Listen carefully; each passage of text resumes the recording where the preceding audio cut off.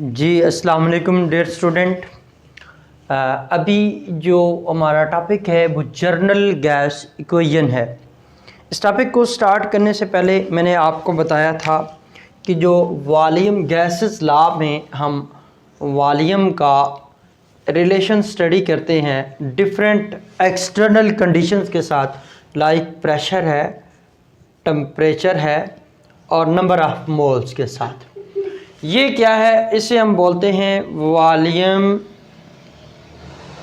Of gas, और इनको हम क्या नेम दे देते हैं? ये तीनों ये एक्सटर्नल कंडीशंस हैं, एक्सटर्नल कंडीशंस हैं।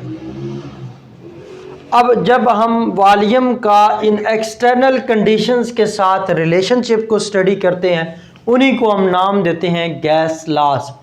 अब इस केस में जब हम किसी वॉल्यूम का, लेट्स सपोज जैसे है, हम दो वॉल्यूम का जब प्रेशर के साथ इंटर रिलेशनशिप को स्टडी करेंगे तो इन दोनों को क्या रखा जाएगा? कांस्टेंट। इसी तरह टेम्परेचर के साथ जब इसको हम स्टडी करते हैं तो फिर जो प्रेशर है या number of the moles of gases हैं, इनको हम कांस्टेंट रखेंगे, और जब इसके साथ रिएक्ट स्टडी करेंगे तो इसको हम कांस्टेंट रखेंगे। तो ये बात आपने याद रखनी है। अच्छा, इसी गैस को हम दूसरा नाम देते हैं ideal gas equation. Student, ideal gas मैंने आपको पहले बताया था कि आइडियल गैस वो गैस होती है that obeys all gas laws under all conditions of temperature and pressure. इसमें हम जब वॉल्यूम का प्रेशर के साथ रिलेशनशिप को स्टडी करते हैं तो ये क्या है? Boyle's law. और इसी तरह वॉल्यूम का जब हम टेम्परेचर के साथ रिलेशनशिप को स्टडी करते हैं तो ये क्या है? Charles law. और इसी तरह वॉल्यूम का जब हम N number of the molecules, Avogadro's number या नंबर मोल्स के साथ स्टडी करते हैं तो ये हमारा कौन सा लॉज है? Boyle's law. तो जब हम इसको ड्राइव करेंगे तो तीनों लॉज को हम बारी बारी लिख के और उनको कंबाइन करेंगे, और उसके केस में जब जो क्या है आइडियल गैस जो सारे लॉज को ओबे कर रही है, तो वो उन कंबाइंड जब तीनों लॉज को हम रिलेशनशिप स्टडी करेंगे किसके साथ? वॉल्यूम के साथ, तो देन जो हमारे जो इक्वेशन मिलती है उसी इक्वेशंस का नेम है जर्नल गैस इक्वेशन या आइडियल गैस इक्वेशन। अच्छा, बॉयल्स लॉ को अगर हम बात करें, बॉयल्स लॉ, इसमें क्या है कि volume of given mass of a gas is inversely proportional to applied pressure. कब? जब हम टेम्परेचर, और यहाँ टेम्परेचर की जो बात हो रही है वो एब्सोल्यूट टेम्परेचर हो रहा है, और एब्सोल्यूट के अलावा कोई और स्केल नहीं हम स्टडी करें। जो एन है आर कांस्टेंट, जब ये क्या होंगे? कांस्टेंट होंगे। इसी तरह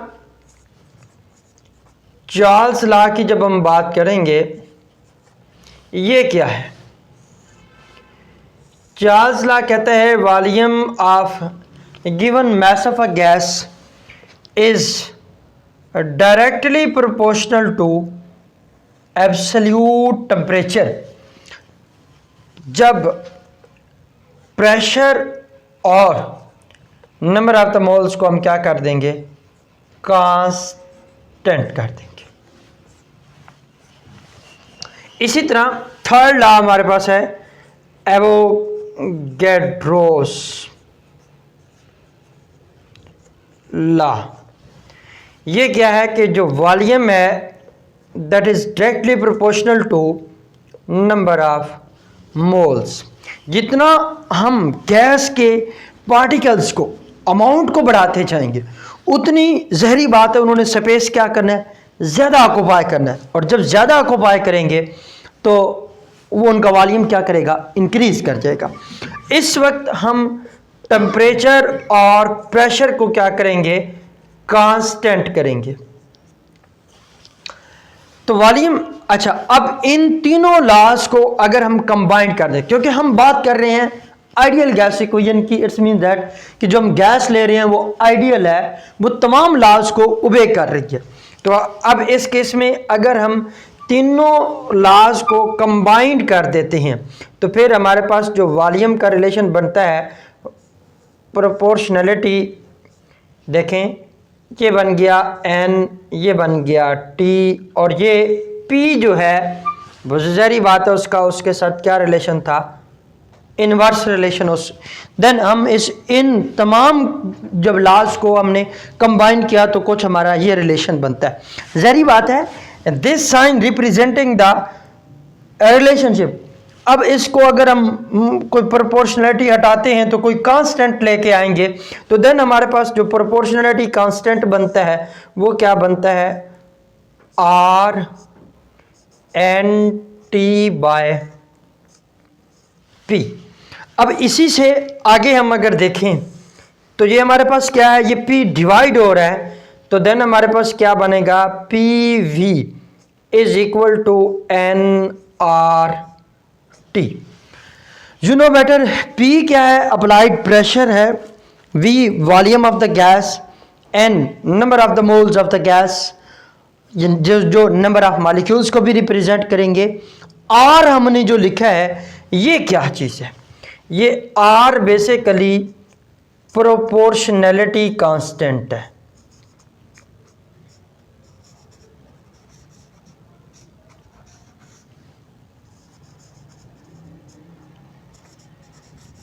और इसी का नाम, क्योंकि ये हम स्टडी कर रहे हैं आइडियल गैस इक्वेशन, तो इसी को हम आइडियल गैस कांस्टेंट का नाम देते हैं।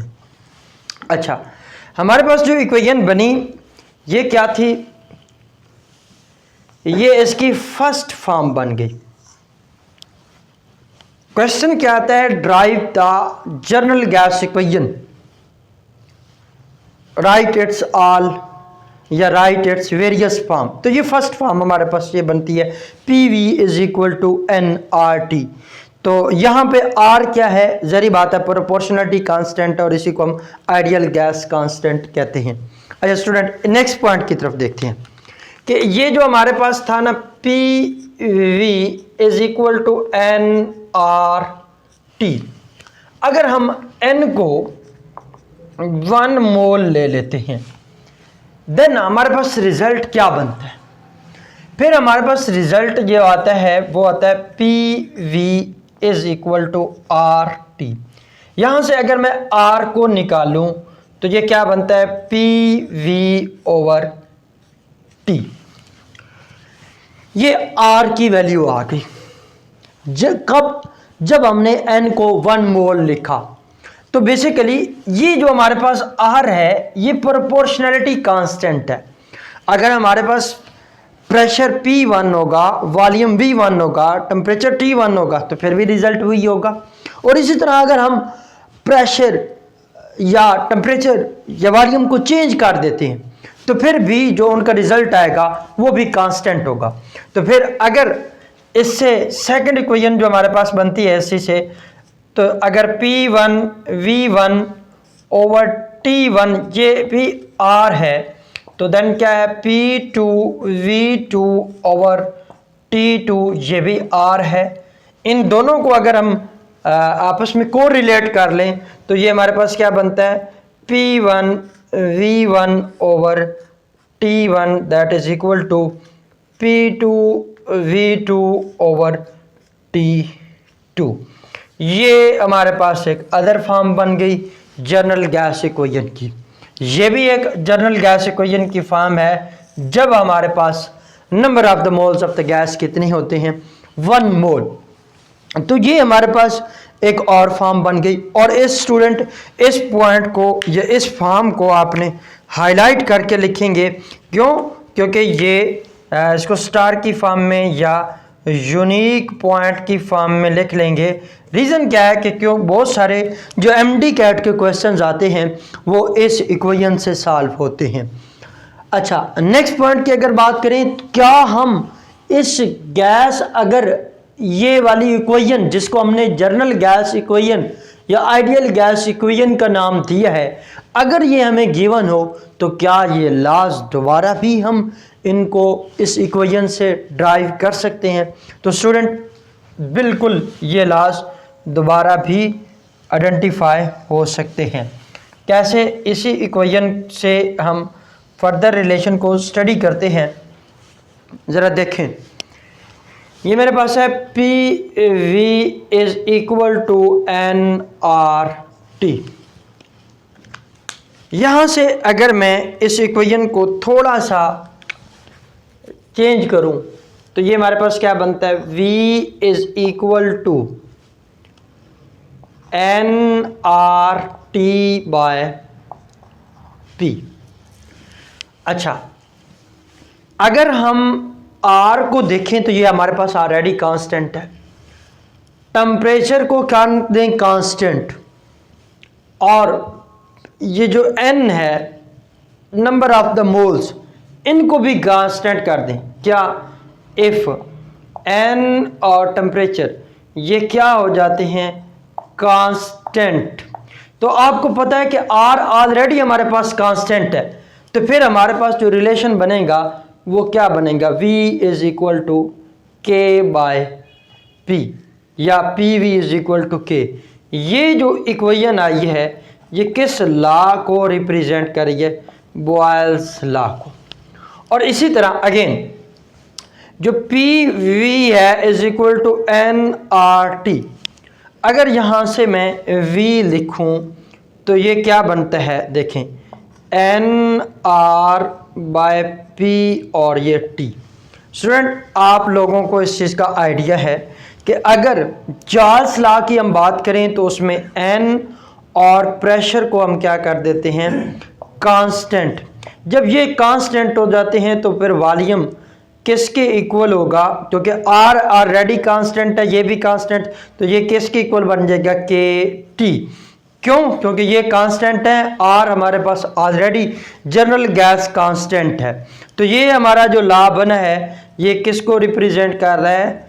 चार्ल्स, यानी ये इक्वेशन जो है ये किसको रिप्रेजेंट कर रही है? चार्ल्स लॉ को। और इसी तरह नेक्स्ट अगर हम पॉइंट की बात करें तो वो क्या है कि अगर मेरे पास ये equation PV is equal to nRT है, अब V is equal to again nRT by P लिख दिया जाए। अब इस केस में मैं कांस्टेंट कर देता हूँ टेम्परेचर और प्रेशर, ये क्या है? कांस्टेंट है।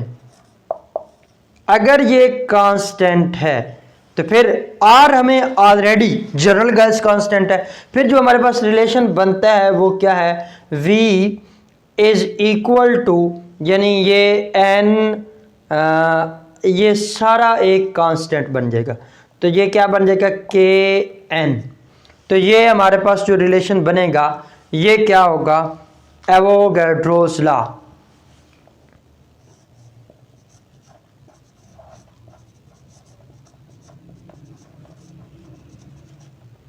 Avogadro's law.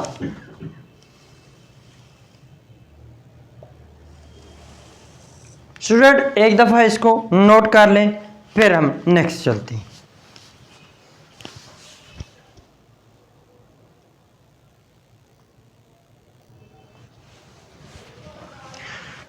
जी स्टूडेंट, ये हमने अब थर्ड नंबर पे इसकी सेकंड फॉर्म भी देखी और उससे जनरल गैस इक्वेशन से अगेन हम इन लॉज को भी ड्राइव कर सकते हैं। अब इसी इक्वेशन को देखें और इससे 3 पॉइंट और हमने स्टडी करने हैं। PV is equal to nRT, ये हमारे पास जनरल गैस इक्वेशन है। इसी से पहला पॉइंट हम स्टडी करेंगे density, density of ideal gas. दूसरा point molecular mass of the gas.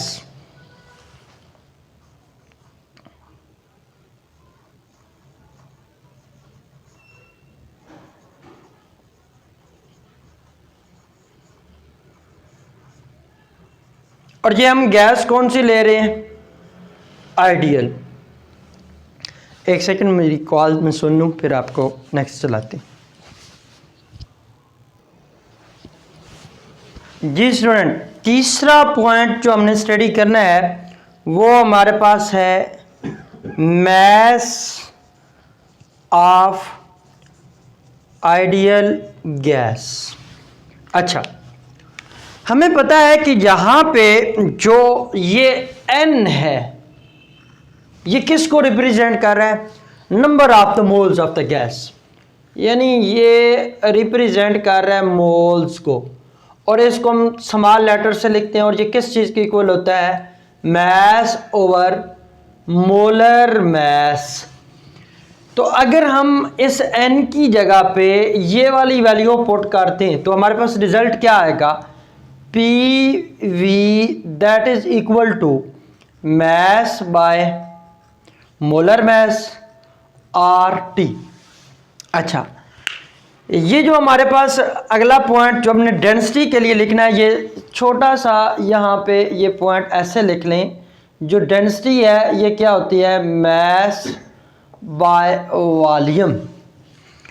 अब देखने वाली बात ये है कि जब मैस बाय वॉल्यूम है, अब हमने इस डेंसिटी का रिलेशनशिप स्टडी करने के लिए या ये बनाने के लिए हम क्या करेंगे, इनको इंटरचेंज करेंगे। तो देखें स्टूडेंट, ये मेरे पास जो m है ये डिवाइड हो रहा है, तो ये क्या बन जाएगा, PM that is equal to PM prime minister यूं याद रख लो। अच्छा, m बाय ये आपके पास क्या गया, VRT। इसकी जगह पे हम क्या लिख सकते हैं, D। तो ये देखें PM is equal to DRT। जब ये लिखा जा सकता है तो फिर इसी पॉइंट को हम कुछ यूं भी लिख सकते हैं, कैसे कि ये जो हमने पॉइंट लिखा है यहाँ से डेंसिटी किस चीज़ की इक्वल बन जाएगी। अगर हम डेंसिटी का रिलेशन देखें तो ये RT इधर मल्टीप्लाई हो रहा है, उधर जाकर डिवाइड हो जाएगा, PM ओवर RT। ये हमारे पास डेंसिटी का रिलेशनशिप आ गया। और ये क्वेश्चन इसके रिलेटेड भी MD कैट में आते हैं, इस पॉइंट को भी आपने अच्छी तरह ये फार्मूला याद रखना है। अब इसी से आपका पहला पॉइंट क्या बना, जो डेंसिटी ऑफ आइडियल गैस है इसका डायरेक्ट रिलेशन है किसके साथ, मोलर मास के साथ। हाँ ठीक है, मोलर मास के साथ। इसी तरह ये दूसरा आपने ये पॉइंट याद रखना है कि जो डेंसिटी है इसका प्रेशर के साथ जो रिलेशन है वो डायरेक्ट है। और तीसरा पॉइंट क्या है कि R तो हमारे पास जनरल गैस कांस्टेंट है, वो तो कांस्टेंट है। टेम्परेचर के साथ डेंसिटी का जो रिलेशन है वो क्या है, इनवर्स है। इन पॉइंट को भी अभी मैं थोड़ा आपको एलेबोरेट करूंगा। अच्छा, इस पॉइंट को जरा देखें। अब ये molecular mass of a gas, ये वाली जो इक्वेशन हमने ली थी इसी को दोबारा हम ले लेते हैं। तो क्या बनता है, PV is equal to M by MRT। अब मॉलिक्यूलर मास, इसको का मतलब क्या है कि आपने कैपिटल M फाइंड करना है। तो जहरी बात है, इसको आप उधर ले जाएं तो ये M इज इक्वल टू क्या बन जाएगा, MRT बाय PV। ये molecular mass of a gas, molecular mass of ideal gas को आप इस इक्वेशन से फाइंड आउट जो है आप लोग कर सकते हैं, MRT बाय PV। लास्ट पे मैस है, यानी ये स्मॉल वाला M अगर आपको फाइंड करना पड़े तो ये फर्क याद रखिएगा। Molecular mass of ideal gas के तो आपने कैपिटल M फाइंड आउट करना है, और अगर मास ऑफ आइडियल गैस की बात करें तो आपने स्मॉल m फाइंड करना है। तो ये PV is equal to again M by MRT। अगर ये M आपने फाइंड करना तो जारी बात है ये डिवाइड हो रहा है, उस साइड पे जाएगा तो क्या हो जाएगा, मल्टीप्लाई हो जाएगा, PV कैपिटल M और ये जो आपके पास आर टी है ये एम के साथ मल्टीप्लाई हो रहा है, दूसरी साइड पे जाएगा तो ये आर टी डिवाइड हो जाएगा। अच्छा, अब हम इन पॉइंट्स के साथ आते हैं कि मॉलिक्यूलर मास के साथ डेंसिटी का क्या रिलेशन है। डायरेक्ट है कि इट्स मीन दैट कि अगर हमारे पास मॉलिक्यूलर मास गैस का इंक्रीज करेगा तो डेंसिटी क्या कर जाएगी, इंक्रीज कर जाएगी। अगर हम बात करें प्रेशर की तो इस पॉइंट को समझने के लिए इसके साथ छोटा सा ये वाला पॉइंट आप इधर ही लिख लें कि जो डेंसिटी है ये बेसिकली है क्या, मास बाय वॉल्यूम। देखें, अब इन दोनों पॉइंट्स को आपने स्टडी करने के लिए ये पॉइंट देखना है। अगर हम वॉल्यूम का प्रेशर के साथ देखें रिलेशन तो वो इनवर्स है, इसी तरह वॉल्यूम का टेम्परेचर के साथ देखें रिलेशन तो वो डायरेक्ट है। तो अगर आप देखें, वो कहता है कि प्रेशर के साथ डेंसिटी कैसे इंक्रीज कर रही है। स्टूडेंट देखें, जब प्रेशर इंक्रीज करेगा वॉल्यूम क्या हो जाएगा, डिक्रीज करेगा। तो मैं इसका चौथा पॉइंट ये बना रहा हूं कि डेंसिटी का वॉल्यूम के साथ जो रिलेशन है वो इनवर्स है।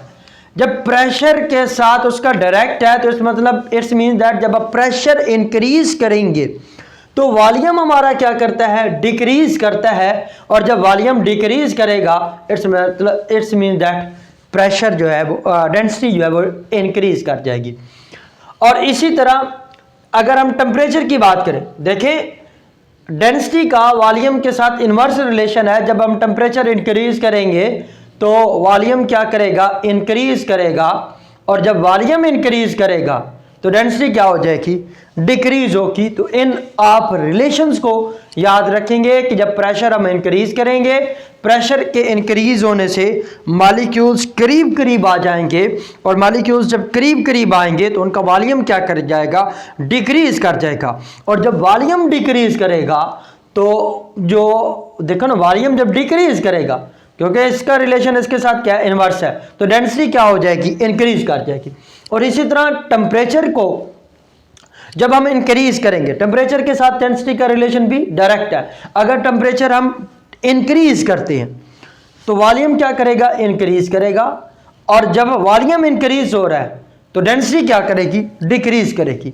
तो ये रिलेशंस आप लोग ने याद रखना है, और इनके साथ भी आप लोग एमडी कैट का पॉइंट है, ये इन्हीं के साथ अक्सर वो एमसीक्यू पूछेगा। तो आप लोग ये अगर रिलेशंस को आपने याद रखा होगा तो ये आपके लिए फाइंड आउट करना आसान हो जाएगा। स्टूडेंट सर, ये हमारा था जर्नल गैस इक्वेशन, उसकी डिफरेंट फॉर्म्स को हमने देखा। उसी जर्नल गैस इक्वेशन से हम किस तरह डेंसिटी ऑफ आइडियल गैस को फाइंड आउट कर सकते हैं, ये पॉइंट भी हमने ऑब्जर्व किया।